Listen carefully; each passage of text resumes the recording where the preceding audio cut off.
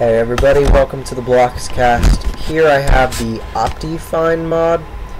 This is for Minecraft, and actually what it does is it has built-in support for like HD texture packs, fonts, and better grass without MC Patcher, which is cool. And then what it does is it speeds up your Minecraft and gives you an FPS boost, or frames per second.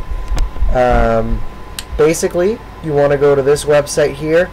I will have a link in the description, obviously, and you're going to want to download most likely the basic pack for it. There's a couple other ones that you can read into if you want that are a little more experimental, but they seem to do a pretty good job, so it's up to you. But the download link for the standard one is right here, so you just want to click on that and it'll redirect you to their download page where you can actually download the file. After you're done downloading the file, go to the folder wherever you saved it, and you're going to want to take it and just open it right on up, and inside you're going to have all these class files and whatever else. So go into your .minecraft file, which on Windows to access is %appdata%, and then go to your roaming folder. Within your roaming folder, you want to go to your .minecraft folder. In your .minecraft folder, you want to go to your bin, and then within the bin, you want your minecraft.jar file, and you want to open that with WinRAR or 7-zip or another program that can open jar files. After opening up this, you want to first delete the meta.-inf file. That's the first thing you want to do. So just click on that, delete it. It'll take a couple seconds. And then as soon as it's done, you want to go back to your mod file, wherever that is. And then you want to copy paste all of the class files, everything from this over into your minecraft.jar file. So just click on select all of them. You can shift click to do this.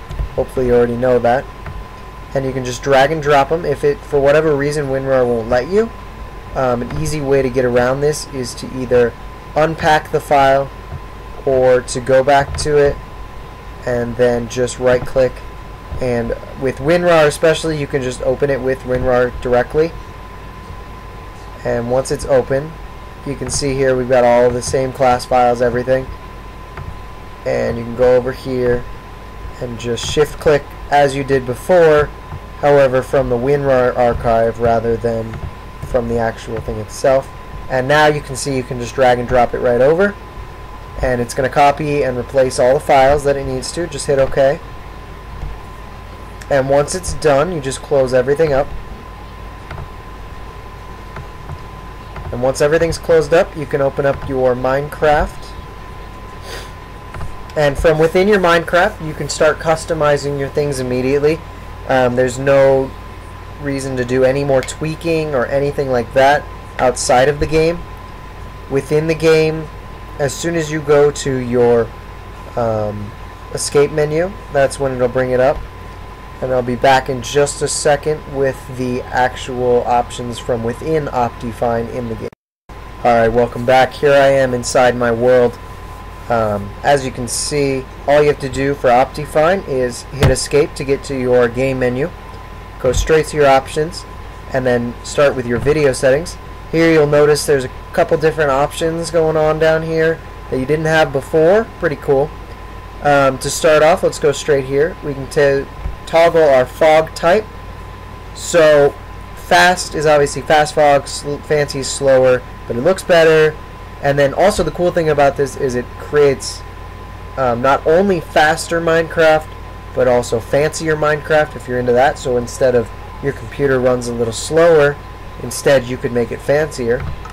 And you can toggle that to whatever you want. This is going to be what I choose, optimum speed-wise, more or less, rather than fancy type. Here's the fog start, how close it starts from the player. Doesn't affect performance, as it says. Most of these have a little thing that states what it actually does.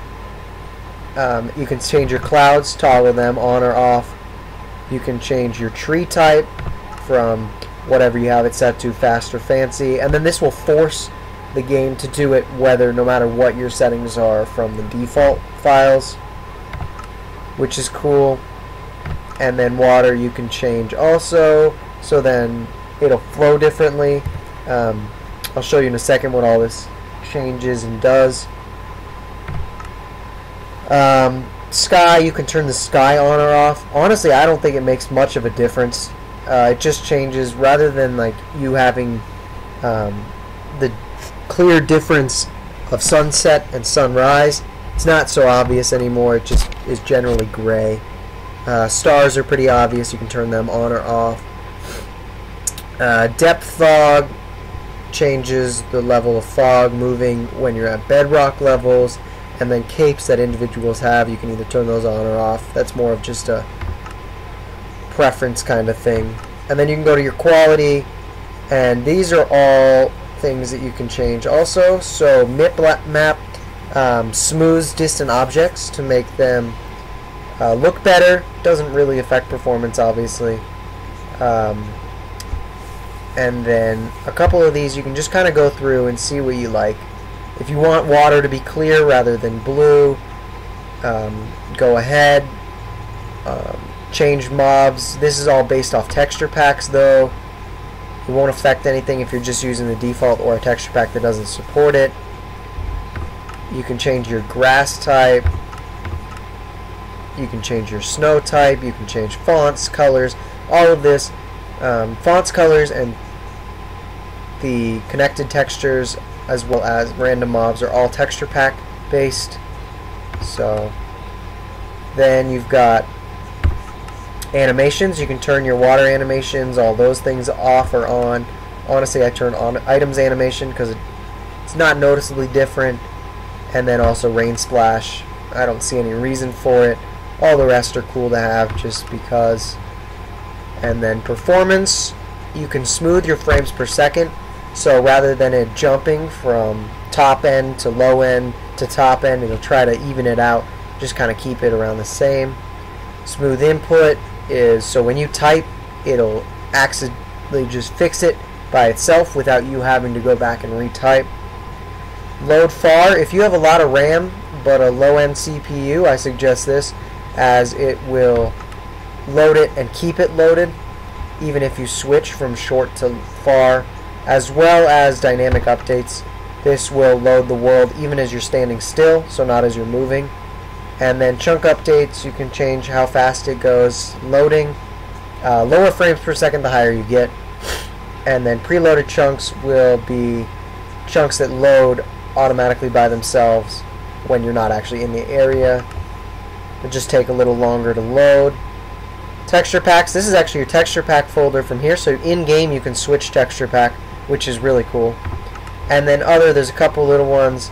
Fast debug info, it turns off the lagometer, so that little spike bar, I'll show you in a second, is not there anymore. You can turn weather on or off if you don't want it. And you can also do your autosave time, and you can change the time if you're in creative mode so that it's only day or only nighttime no matter what.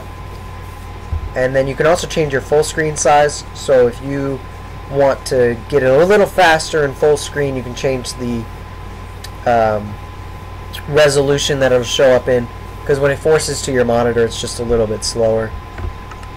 Also, it just depends on if your monitor is a standard size or not. Back to the game, I'll show you a couple things that what changed. Obviously the sky, you can still see the sun, but it's not quite as detailed.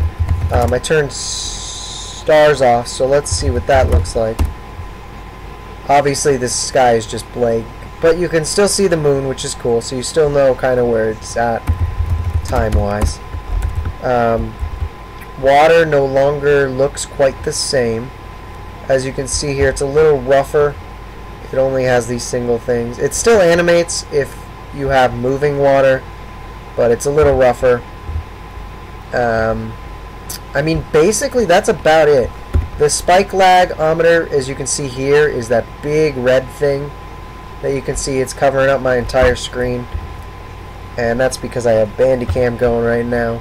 But if you go back into your video settings and you go to your other you can turn this on and it'll turn off that lagometer, which is actually extremely nice if you use it for coordinates and things, because now you can see it shows your frames per second, your chunk updates, everything, and you can actually read it without having to worry about that giant spike bar going crazy on your screen. Really nice. I would definitely recommend Optifine for almost any user of Minecraft, no matter what. Even if the game runs perfectly for you, maybe you can up it up a little bit, make it a little more high def, a little fancier. And if it runs slower, you can just slow it down, take anything you want out. It uses less of your CPU, gives you a better benefit in-game, and helps a lot with recordings, so hopefully my recordings from now on will be a lot smoother. So thanks for watching, guys, and don't forget to subscribe.